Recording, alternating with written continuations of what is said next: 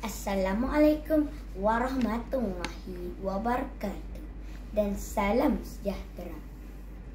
Nama saya Muhammad Arif Mirza bin Muhammad Arifin dari Sekolah Kebangsaan Tengku Mahmud Iskandar 1, Pontian.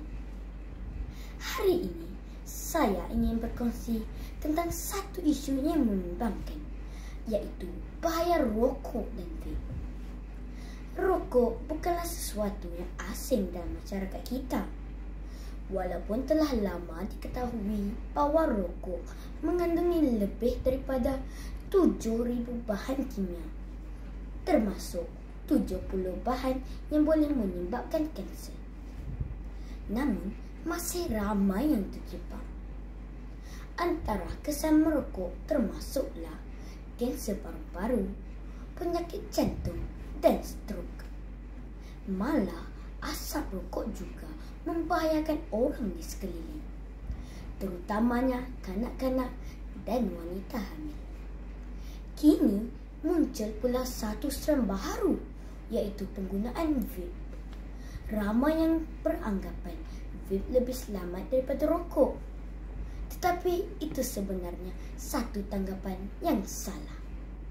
Cecair vape mengandung nikotin, bahan kimia perisa dan pelarut yang boleh merosakkan paru-paru. Kajian telah menunjukkan bahawa vape boleh menyebabkan keradangan paru-paru, masalah pernafasan dan ketagihan nikotin yang serius, terutamanya dalam kalangan remaja. Lebih membimbangkan, bentuk vape yang moden dan bau perisanya yang manis menyebabkan ia mudah menarik minat golongan muda. Tanpa disedari, ketagihan ini boleh merosakkan masa depan mereka.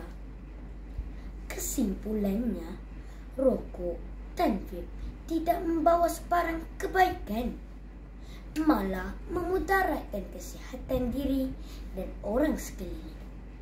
Marilah kita bersama-sama menjauhi tabiat ini demi kehidupan yang lebih sihat dan masa depan yang lebih cerah.